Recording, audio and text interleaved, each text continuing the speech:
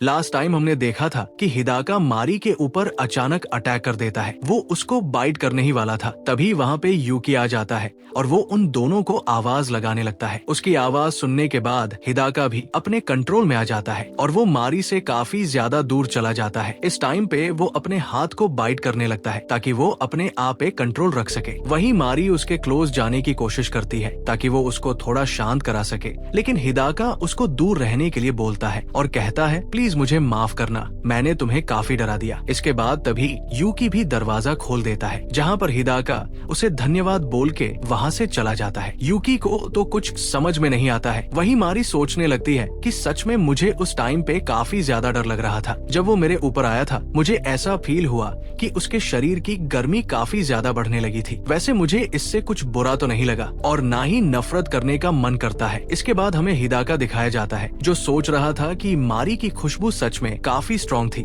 जिस वजह से मैंने अपना कंट्रोल खो दिया। सच में मैं काफी बेकार हूँ, मुझे उसके साथ ऐसा नहीं करना चाहिए था। आखिर अब मुझे क्या करना चाहिए? इसके बाद वो अपने हाथ की तरफ देखता है और कहता है, तुम मेरी फिक्र कर रही थी बट असल में तो तुम ज्यादा हर्ट हुई हो। उसे मारी के लिए काफी बुरा लग रहा था। इसके बाद हमें मारी दिखाई जाती है जो कि यूकी के साथ जा रही थी। तभी यूकी बोलता है, हिदाका ने तुम्हें कुछ किया तो नहीं ना? ये सुन के मारी काफी ज्यादा घबरा जाती है। फिर यूकी कहता है, मुझे पता है वो बुरा नहीं है बट फिर भी मैं तो बस ऐसे ही पूछ रहा था, वैसे तुम्हें बताने की जरूरत नहीं है। इसके बाद मारी बताती है कि मेरा हार्ट बीट उस टाइम पे काफी ज्यादा फास्ट हो गया था। फिर वो अपने मन में कहती है, जैसा उसने बिहेव किया मुझे नहीं लगता कि मैं अब उसकी साइड ले पाऊंगी। फिलहाल तो मैं बस अपनी फीलिंग्स के बारे में ही सोच सकती हूँ। फिर वो यूकी से कहती है, क्या ऐसा हो सकता है कि कोई बीस्ट लड़का किसी का दिल चुरा ले? मेरा मतलब ये कुछ अजीब तो नहीं है ना? तब यूकी कहता है, नहीं मुझे नहीं लगता कि इसमें कोई अजीब बात है, बल्कि ये तो काफी खुशी की बात है। इसके बाद मारी कहती है, मुझे अब अपने ऊपर थोड़ा कंट्रोल करना होगा, मतलब कि कहीं मुझे भी उस बीस्ट से प्यार ना हो जाए। इसके बाद तभी हमें कुछ लोग दिखाए जाते हैं जो कि हिदाका की किताबों को वहाँ पर रखे हुए थे। एक लड़का बोलता है, ये तो एकदम कचरा है, चलो हम इन्हें फेंक देते हैं। उस चीज को वो दोनों नोटिस कर लेते हैं और मारी कुछ कर पाती उससे पहले यूकी वहाँ पे चला जाता है और बोलता है, आखिरकार तुम लोग ये क्या कर रहे हो? तभी एक लड़का कहता है, क्या तुम भी हमारे साथ ज्वाइन होना चाहते हो? तब यूकी कहता है, ये सारी किताबें तो हिदाका की है और मुझे लगता है कि तुम्हें वो वापस कर देना चाहिए और उससे तुम्हें माफी मांगनी चाहिए। जिस पर वो लड़का कहता है, तुम्हें नहीं लगता कि उस बीस्ट की वजह से स्कूल में अभी पावर्स का हिसाब किताब थोड़ा बिगड़ गया है और वैसे भी वो देखने में काफी ज्यादा स्ट्रॉन्ग लग रहा है। यूकी को उसकी बात बिल्कुल भी समझ में नहीं आती है। तब यूकी कहता है, सच बताओ तो वो बीस्ट लड़का जिसने अपनी लाइफ काफी डिफरेंट तरीके से जिया हो, लेकिन फिर भी वो अपनी लाइफ को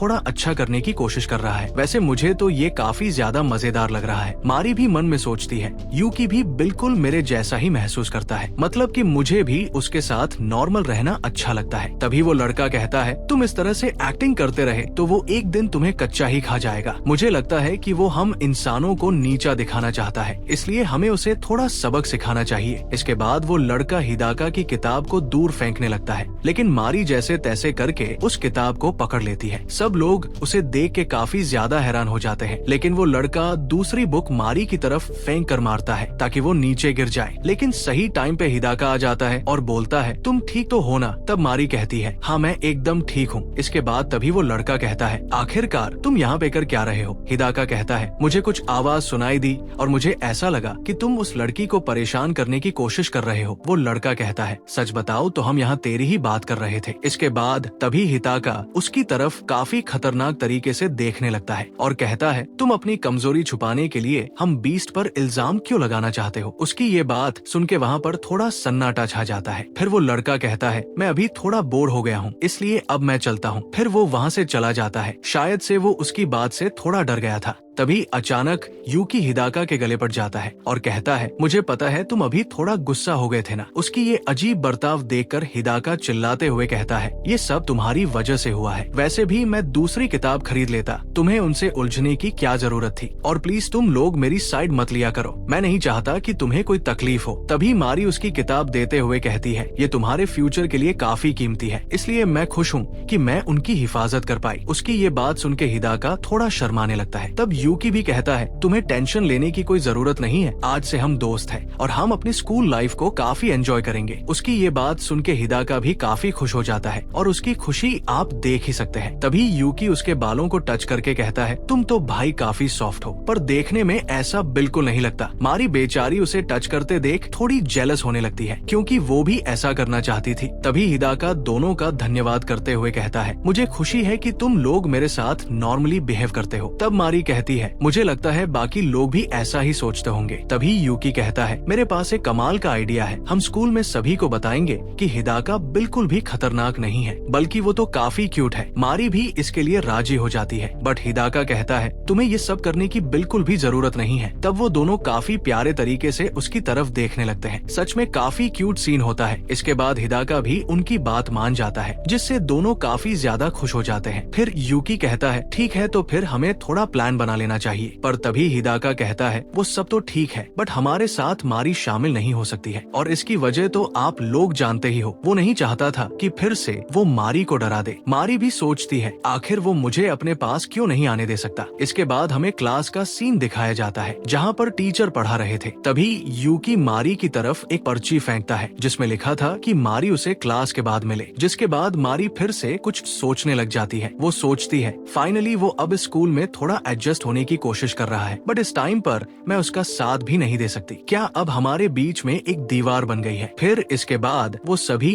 यूकी के घर पर आ जाते हैं, जहाँ यूकी कहता है जैसा कि हम तीनों ने डिसाइड किया था हम साथ मिलके ये काम करेंगे। वही कुछ बच्चे उन्हें देख रहे थे। वो कहते हैं हमें ना इस बीस्ट से थोड़ा बच के रहना चाहिए। तभी हिदाका उनकी तरफ देखता है जिससे वो थोड़े डर जाते हैं। तब यूकी उन्हें बाहर भेज देता है। इसके बाद यूकी हिदाका से पूछता है आखिरकार तुम मारी के पास क्यों नहीं जाना चाहते। तब हिदाका उन्हें एक खास तरह के चंद्र ग्रहण के बारे में बताने लगता है, जिस टाइम पे बीस्ट लोगों के मीटिंग का टाइम होता है और वो मार्च और अप्रैल के बीच में स्टार्ट होता है। इसी वजह से मैंने भी स्कूल मई महीने में स्टार्ट किया है। फिर वो कहता है इसके कुछ साइड इफेक्ट भी होते हैं जिसमें काफी तेज धड़कन हो जाती है और शरीर ठंडा होने लगता है। वैसे सरकार इसकी एक दवा भी देती है, बट फिर भी हमें ये सब कुछ पूरी लाइफ तक झेलना पड़ेगा। यूकी कहता है इसका मतलब तुम अपने पूरे कंट्रोल में नहीं रहते हो और तुम किसी पर अटैक भी कर सकते हो। हिदाका कहता है हाँ ऐसा ही है, पर मेरे साथ पहले कभी ऐसा नहीं हुआ है जब से मैंने जन्म लिया है। असल में उसका जन्म एक इंसान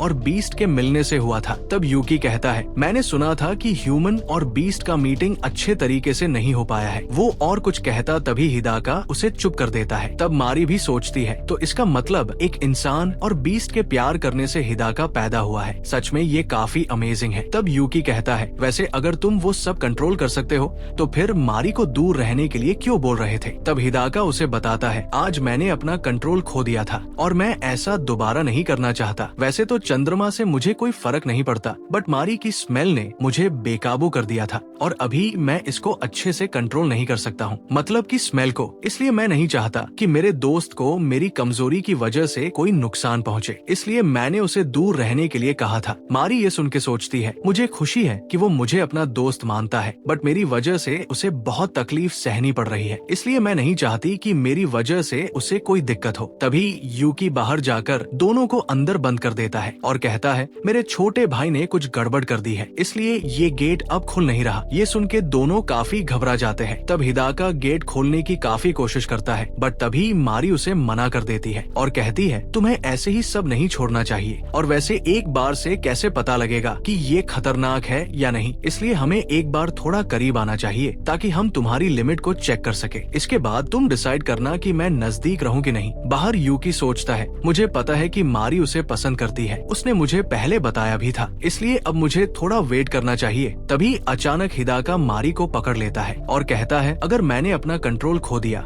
और तुम्हें कुछ नुकसान हो गया तो तुम मुझसे डरने लगोगी। तब मारी कहती है कोई बात नहीं, मैं फिर भी ये करना चाहती हूँ। इसके बाद हिदाका यूकी से कहता है अगर मैं वायलेंट होने लगूं तो तुम मुझे रोक लेना। फिर इसके बाद वो मारी से हाथ मिलाने का ट्राई करता है, दोनों हाथ मिलाते हैं। फिर इसके बाद वो मारी के सर पे हाथ रखता है। हिदाका अपने आप को काफी कंट्रोल करता है। मारी सोचने लगती है अभी मेरा दिल काफी तेज धड़क रहा है। तभी वो कहती है क्या मैं भी तुम्हें टच कर सकती हूँ। मारी भी उसे टच करने लगती है। वो कहती है क्या अभी तुम ठीक हो? हिदाका कहता है, हाँ अभी तक मैं एकदम ठीक हूँ। तब मारी सोचती है, आखिर कौन सी चीज से ये आउट ऑफ कंट्रोल होता है, मुझे ये पता करना होगा। तभी हिदाका उसके थोड़ा और करीब आने लगता है और मारी को गले लगा लेता है। अचानक से मारी उसे आई लव यू बोल देती है, जिससे अचानक से हिदाका अपना कंट्रोल खो देता है और फिर से मारी के ऊपर चढ़ जाता है। उसकी आवाज सुन के यूकी अंदर जाने की कोशिश करता है, बट उसके भाई डर के मारे उसे अंदर नहीं जाने देते हैं। हम देखते हैं कि हिदाका मारी के पैर पर बाइट करने लगता है। तब मारी सोचती है, आखिर किस वजह से इसने अपना कंट्रोल खोया। तभी उसे रियलाइज होता है